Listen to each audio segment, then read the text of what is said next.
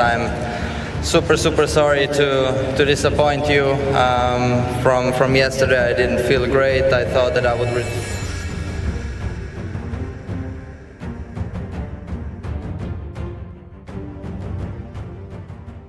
Welcome back to FlixNet, tennis fans. We have been away for a while, but now get ready for more exciting news about the tennis world. If you're as obsessed with the ATP Tour as we are, you've probably been buzzing about the dramatic Cincinnati Open final this past week.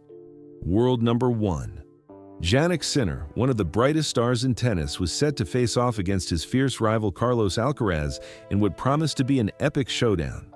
But just 23 minutes into the match, with Alcaraz leading 5-0 in the first set, Sinner did something unthinkable. He retired from the match. The tennis world was left in shock. What happened? Why was Jannik Sinner so sick that he couldn't continue? And what does this tell us about the grueling demands of the ATP Tour and the stress these players endure? Today, we're diving deep into this story. We'll break down the events of the Cincinnati final, explore the illness that sidelined Sinner, and take a hard look at the physical and mental pressures that top players like him face on the tour.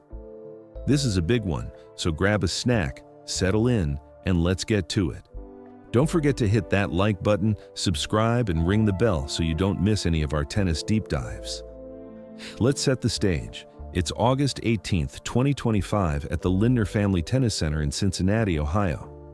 The men's final of the Cincinnati Open is about to begin, and it's a blockbuster matchup. Jannik Sinner, the defending champion and world number 1, versus Carlos Alcaraz, the world number 2, and one of the most dynamic players on the planet. These two have been trading blows all year, with epic battles at Rome, Roland Garros, and Wimbledon. This is their 4th final of 2025, and the tennis world is hyped. Sinner's been on fire. He's riding a 26-match winning streak on hard courts, hasn't dropped a set all week in Cincinnati, and just celebrated his 24th birthday with a commanding semi-final win over Terence at Monte. Alcaraz, meanwhile, is chasing his first Cincinnati title and looking to close the gap in the race for the ATP year-end number 1 ranking. The stakes are sky high, but from the first point, something's off.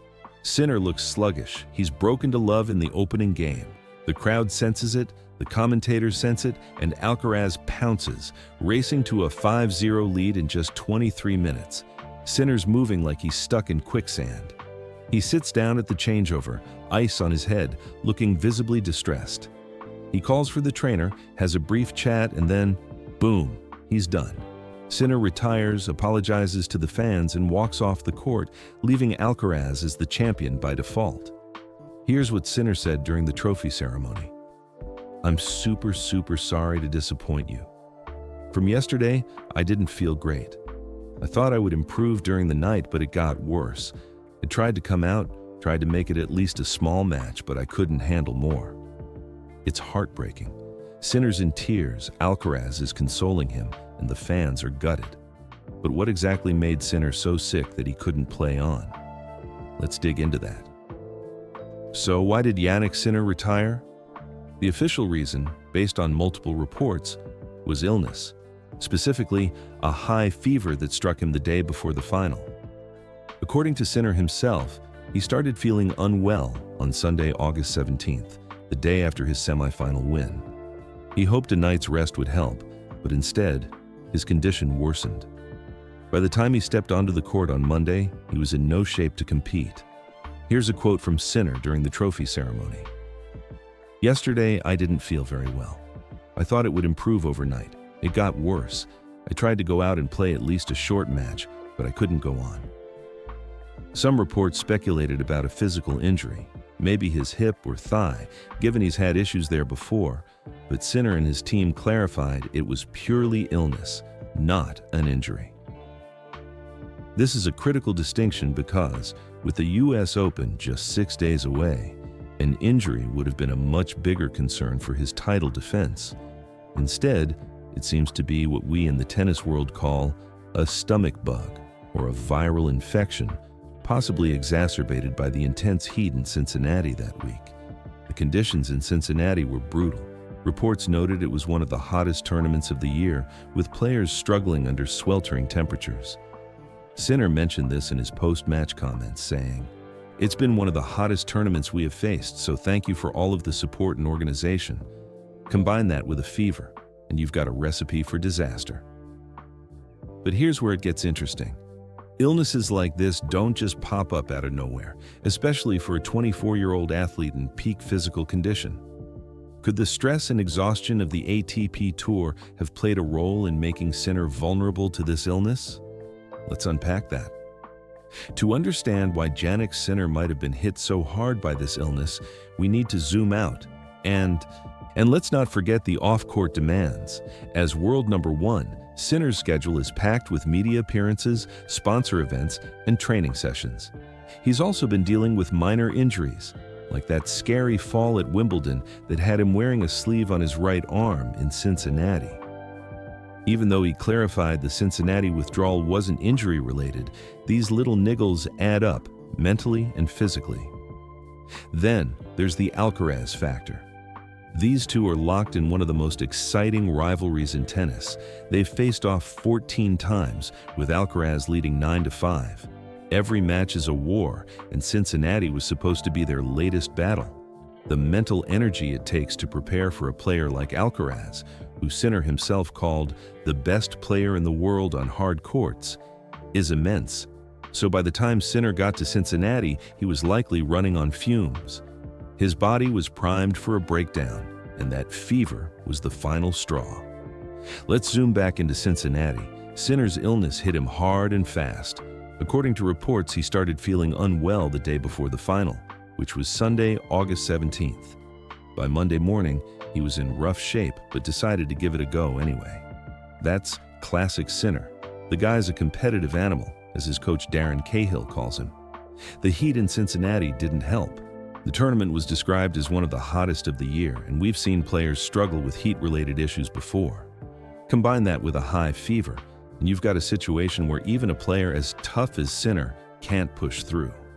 There's also the possibility that this was a viral infection going around the locker room. One report noted, "Sometimes an illness goes around the locker room. We've seen it before, and maybe that is what it is this time." Tennis tournaments are like petri dishes. Players are in close quarters, traveling together and sharing facilities. A bug can spread fast. But here's the kicker. Sinner's immune system might have been compromised by the cumulative stress of the season. As we mentioned, chronic stress can make you more susceptible to illness. Sinner's been pushing his body to the limit for months, and that fever could have been his body's way of saying, "I need a break." Thankfully, it doesn't seem to be a long-term issue. Sinner himself said he's focusing on a couple of days of recovery before the US Open. Now, a couple of days of recovery, and then we get back to work, and hopefully we'll be ready, he said. But this incident raises bigger questions about the sustainability of the ATP Tour schedule and how players manage their health. Let's talk about the elephant in the room. The ATP Tour schedule is relentless. Players like Sinner are expected to compete in Grand Slams, Masters 1000 events, and other tournaments with barely any downtime. In 2025, the Cincinnati Open final was controversially scheduled on a Monday, which gave players like Sinner and Alcaraz less than 24 hours to get to New York for the US Open mixed doubles event. Renee Stubbs, a former player and coach, slammed the ATP for this, saying, "A Monday final is absolutely absurd." She's not wrong. The quick turnaround puts players at risk of burnout and illness, especially when they're already dealing with extreme heat, travel, and the pressure of high-stakes matches. And it's not just Cincinnati. The entire season is a grind. Players are constantly crossing time zones, adapting to different surfaces, and managing injuries. Sinner's withdrawal wasn't an isolated incident. There were 8 retirements in the men's draw in Cincinnati this year, tying a record for one of the highest withdrawal counts in a single tournament. Spanish player Alejandro Davidovich Fokina even called for change, saying, "With so many withdrawals and players physically dead, something has to change." Then there's the mental side. Sinner's known for his mental toughness. His coach calls him a competitive animal. but even he's not immune to the psychological toll. Being world number one means constant scrutiny. Every loss is dissected, every win is expected. And for Sinner, who's still early in his career, the pressure to stay on top while fending off Alcaraz and others is immense. This brings us to a broader question. Are we asking too much of these players? Is the ATP Tour schedule sustainable, or are we pushing stars like Sinner to the breaking point? Sinner's not the only one feeling the heat. We've seen players like Novak Djokovic withdraw from Cincinnati for non-medical reasons, likely to preserve energy for the US Open.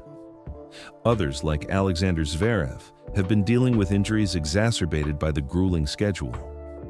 The fact that Sinner's withdrawal was the first in a Masters 1000 final since 2014 shows how rare, but not unheard of, these breakdowns are. The ATP needs to take a hard look at scheduling. Fewer mandatory events, more rest periods, or better spacing between tournaments could make a huge difference. Players are human, not machines. And when someone as tough as Sinner has to retire because his body gives out, it's a wake-up call. So where does Jannik Sinner go from here? The good news is that his illness in Cincinnati doesn't seem to be a long-term issue. He's already talking about recovery and gearing up for the US Open, where he's the defending champion. I love Grand Slams a lot. This is the main tournaments for my season and for my career, he said. That said, his participation in the US Open mixed doubles event, scheduled for August 19th and 20th, is in doubt. He was set to play with Katerina Siniakova, but reports suggest he's likely to pull out to focus on singles. Smart move, if you ask me.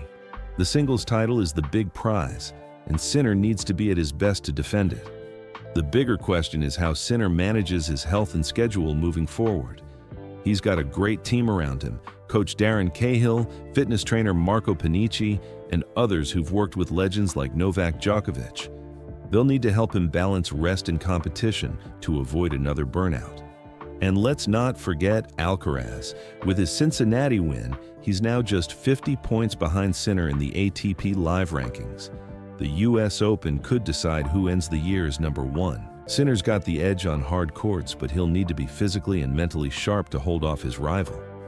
Jannik Sinner's withdrawal from the Cincinnati Open final was a gut punch for tennis fans, but it's also a reminder of how tough this sport is. A high fever, likely worsened by the heat and the cumulative stress of a grueling season, forced the world number one to retire after just 23 minutes. It wasn't the epic final we expected, but it was a human moment, a reminder that even the best players in the world have limits. Sinner's illness might have been a one-off, but it shines a spotlight on the bigger issue: the ATP Tour's relentless schedule and the toll it takes on players' bodies and minds. From constant travel to intense rivalries to the pressure of staying number one. Sinner's been under incredible stress in 2025. His body finally said, "No more," and we can't ignore that. As fans, we love watching these gladiators battle it out, but we also need to advocate for their well-being. The ATP needs to rethink its scheduling, give players more rest, and prioritize their health. Because if we want stars like Sinner to keep shining, we can't burn them out. What do you think? Should the ATP change its schedule? How can Sinner bounce back for the US Open? Drop your thoughts in the comments below, and let's keep the conversation going. If you enjoyed this deep dive, give us a like, subscribe, and hit that bell for more tennis content. Until next time, keep swinging, and we'll see you on the court.